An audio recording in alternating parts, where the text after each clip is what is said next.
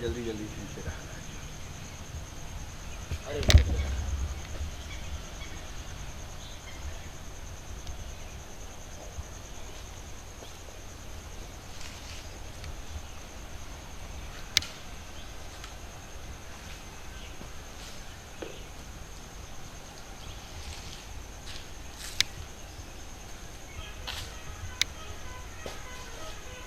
बच्चों, आजकल कोरोना महामारी ने अपना प्रकोप पूरे विश्व में अपना कहर ढाया हुआ है। इसलिए आदेश हुआ है कि आप लोगों की कक्षाएं ऑनलाइन चलाई जाएं। इसलिए श्री कृष्णा इंटर कॉलेज सैयद खानपुर पूरे भारत सुल्तानपुर से मैं वीपी यादव आपके लिए कि आपका टाइम बर्बाद ना हो, आप घर पे बैठे हो तो बैठे बैठे उस टाइम का प्रयोग करो और आप अपने समय का बेहतरीन उपयोग करके अपनी शिक्षा को जारी रखने का प्रयास करेंगे। और उम्मीद है कि वह बच्चे जिन लोगों के पास एंड्रॉयड फ़ोन है वो अपने टाइम निकाल करके वीडियोज़ को ज़रूर देखेंगे और अपने विषय को सिलेबस वार पढ़ाई करके अध्ययन करते रहेंगे। और इस कड़ी में आज हम आपको कक्षा 10 से विज्ञान में पहला चैप्टर भौतिक का प्रकाश पढ़ाएंगे, जिसकी शुरुआत हम करने चल रहे हैं। तो आज हम आपको बताएंगे प्रकाश। लाइट क्या है, प्रकाश क्या है बच्चों, प्रकाश क्या है।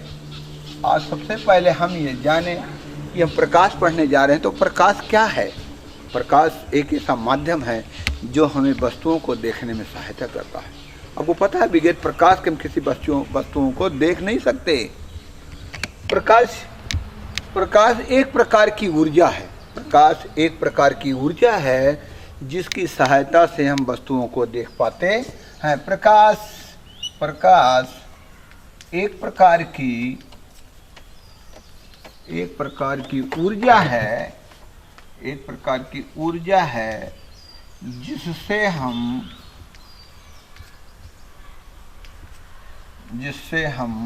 वस्तुओं को देख पाते हैं।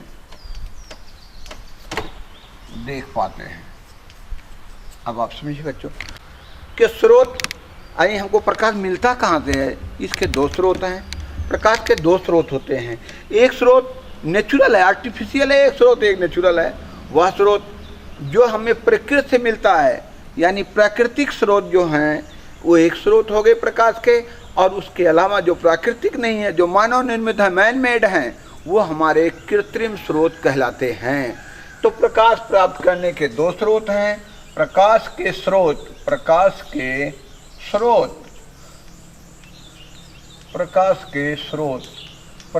दो स्रोत। नंबर एक प्राकृतिक स्रोत,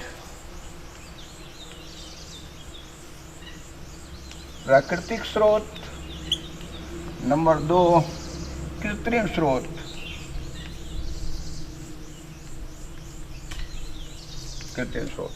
अब आप सोचेंगे प्राकृतिक स्रोत क्या है।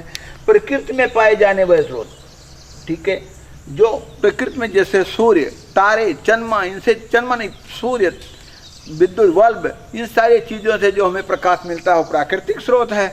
और इसके अलावा लालटेन, बल्ब, इनसे जो हमें प्रकाश मिलता है ये प्रकाश जो है ये हमारा मानव निर्मित है। इसलिए ऐसे स्रोत को मानव निर्मित स्रोत कहा जाता है या कृत्रिम स्रोत कहा जाता है। अब प्रकाश के गुण आप देखेंगे। प्रकाश के गुण, प्रकाश जो है, प्रकाश के गुण, अब हम पढ़ेंगे प्रकाश के गुण। प्रकाश विद्युत तरंगों के रूप में चलता है। प्रकाश विद्युत तरंगों के रूप में चलता है। एक चीज और है, स्वयं ये दिखाई नहीं देता, प्रकाश दिखाई नहीं देता है, लेकिन यह देखने में सहायता करता है। अर्थात क्या हुआ बच्चों कि प्रकाश को हम देख नहीं सकते, लेकिन बिना प्रकाश के भी हम कुछ नहीं देख सकते। अर्थात प्रकाश के माध्यम से ही हम किसी चीज़ों को देख पाने में समर्थ होते हैं।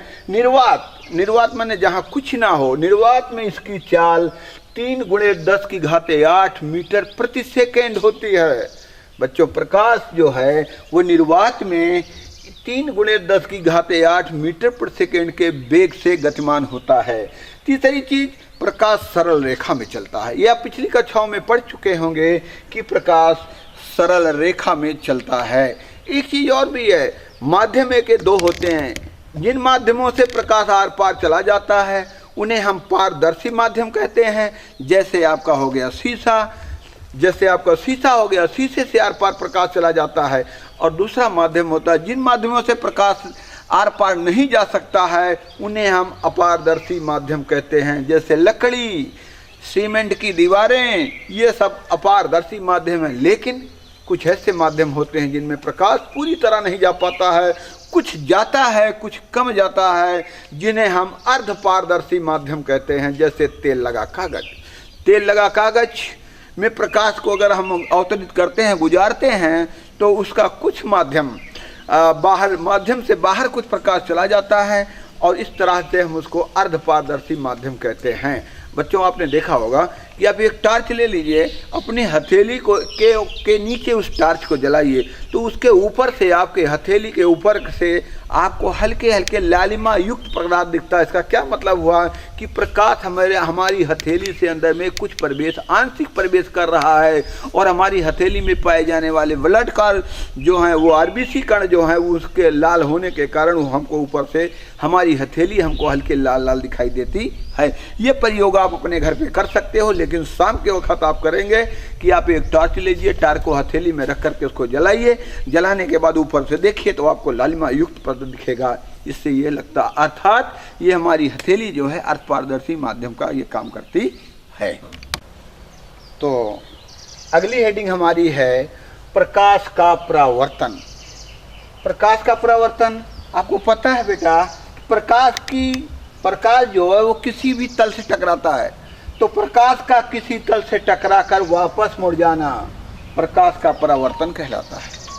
प्रकाश किसी तल से टकराता है, टकराने के बाद वो वापस होता है, यह प्रकाश का परावर्तन कहलाता है। और जिस तल से प्रकाश टकराकर वापस आता है वह तल परावर्तक तल, उस तल को हम परावर्तक तल कहते हैं। यानी जिस तल से हमारा प्रकाश टकराता है वो हमारा तल क्या कहलाता है? परावर्तक तल कहलाता है। और परावर्तक तल के जिस बिंदु पर प्रकाश पड़ता है, जिस बिंदु पर प्रकाश पड़ता है उस बिंदु को हम आपतन बिंदु कहते हैं।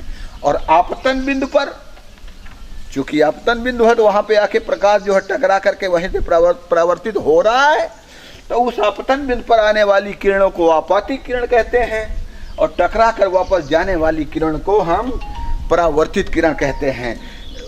इसकेंगे कि ये जो किरणें हैं, आपातिक किरणें और परावर्तित किरणें, हम इनको ये बता सकते हैं कि बेटा ये हमारा परावर्तक तल है, सपोज कीजिए, और ये एक तरफ से कलई किया हुआ है, इधर ये हमारा कलई किया हुआ है, ये हमारा क्या है? ये हमारा परावर्तक तल है, परावर्तक तल है हमारा, ये परावर्तक तल है। इस तल पे सपोज कीजिए कि कोई किरण आ रही है, तो ये आने वाली किरण, क्योंकि ये कौन सा बिंदु है? यहाँ किरण पड़ रही है, ये किरण पड़ रही इस तल पे, इसलिए इसको हम कहते हैं आपतन बिंदु, आपतन बिंदु कहते हैं। इस बिंदु पर यह किरण आ रही है, ये एरो बताता है किरण आ रही है, और इस किरण को हम कहते हैं आपाती किरण, आपाती किरण कहते हैं। अब यहाँ आया, इस बिंदु से टकरा करके किरण वापस आई, अब इसको हम परावर्तित किरण कहते हैं, परावर्तित किरण। इस तरह से आपने देखा होगा कि हमारी आपतित किरण है, यह हमारा परावर्तक तल है, यह हमारा आपतन बिंदु है, और यहाँ से किरण टकरा करके वापस आती है, और ये हमारी परावर्तित किरण है। इस तरह से हमने ये देखा कि एक चीज और भी है, यह हो गया। तो पॉलीशिफ्ट परावर्तन भी 2 प्रकार का होता है, एक नियमित परावर्तन होता है, एक अनियमित परावर्तन होता है। तो चिकना तल, जो तल चिकना जितना होता है, चिकने हुए तल पे नियमित परावर्तन होता है, और खुरदुरे तल पर, वो पदार्थ जो खुरदुरे होते हैं वहाँ से जो प्रकाश का परावर्तन होता है वो अनियमित परावर्तन होता है, नियमित परावर्तन नहीं होता। आपने परावर्तन पढ़ा। परावर्तन के बाद हमारा अगला हेडिंग है परावर्तन के नियम, लॉ ऑफ रिफ्लेक्शन। हम पढ़ेंगे परावर्तन के नियम, लॉ ऑफ रिफ्लेक्शन। तो परावर्तन के नियम में आपने देखा होगा कि हमारा परावर्तक तल है, ये हमारा क्या है, परावर्तक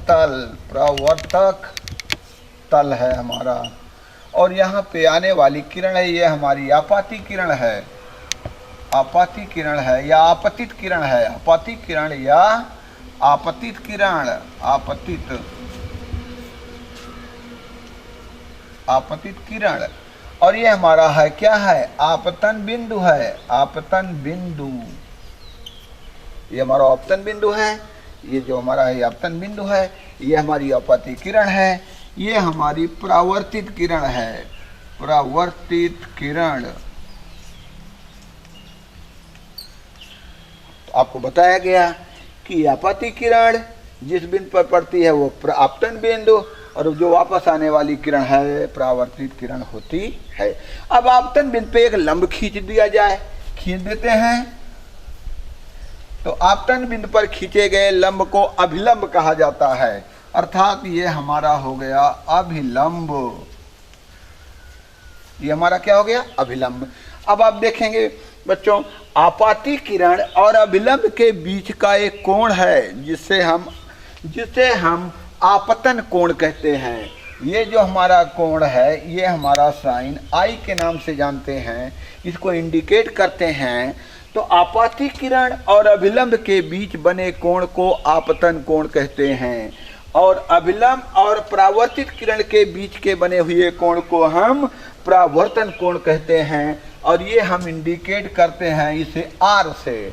इसका मतलब आई कोण जो है हमारा, जो एंगल आई है, ये हमारा है आपतन कोण, आपतन कोण है ये हमारा, और जो कोण आर है ये हमारा है परावर्तन कोण, परावर्तन कोण। तो आई क्या है, आपतन कोण है, आर क्या है, परावर्तन कोण है। आपतन कोण किसे कहते हैं, एक बार रिपीट करते हैं, आपाती किरण और अभिलंब के बीच बने हुए कोण को आपतन कोण कहते हैं, और परावर्तित किरण और अभिलंब के बीच बने हुए कोण को परावर्तन कोण कहते हैं। दोनों में एक खासियत है कि आपतन कोण परावर्तन कोण बराबर होते हैं। एक चीज, ये हमारा परावर्तन का पहला नियम है। क्या नियम है हमारा, कि कोण आई इक्वल टू कोण आर, कोण आई इक्वल टू कोण आर, ये हमारा पहला नियम है। कोण आई इक्वल टू कोण आर माने आपतन कोण परावर्तन कोण बराबर होते हैं, ये पहला नियम याद हो जाना चाहिए आपको। और दूसरा नियम है, आप तो अच्छी तरह जानते हैं, आपतित किरणें, परावर्तित किरणें, आपतन बिंदु, अभिलंब। आप देखें क्या ये तल के इधर है, नहीं, तल के इधर नहीं है, तल के इधर है, ये कोई भी तल के इधर नहीं, बिकॉज ये तो परावर्तक तल इधर से हमारी कलई की हुई, उधर प्रकाश के जाने का कोई मतलब नहीं होता है। और इसलिए हम ये कह सकते हैं कि हमारी आपातित किरण, हमारा और हमारी ये परावर्तित किरण, ये हमारा आपतन कोण, ये हमारा परावर्तन कोण और अभिलंब सभी एक तल में होते हैं। ये हमारा दूसरा नियम है। दूसरा नियम क्या आया कि आपातित किरण यानी आपतित किरण, आपतित किरण कामा अभिलंब कामा और आपतन बिंदु, आपतन बिंदु और क्या चीज, कोण आई, कोण आर, सभी एक तल में होते हैं, सभी एक तल में होते हैं। ये हमारा नियम हो गया। तो हमारे परावर्तन के नियम एक बार रिपीट करते हैं कि आपतन कोण परावर्तन कोण बराबर होता है, आपाती किरण, परावर्तित किरण, अभिलंब तथा आपतन बिंदु सभी एक ही तल पे होते हैं। ये हमारे नियम हैं इसके। अब हम आगे देखते हैं कि जो दर्पण होते हैं हमारे, दर्पण जो है दो प्रकार का होता है, एक समतल दर्पण होता है और गोलीय दर्पण होता है। समतल दर्पण और गोलीय दर्पण होता है, जिसके लिए हम कुछ देर बाद आपकी अगली कक्षा में टिप्पणी करते हैं, गोलीय दर्पण और समतल दर्पण।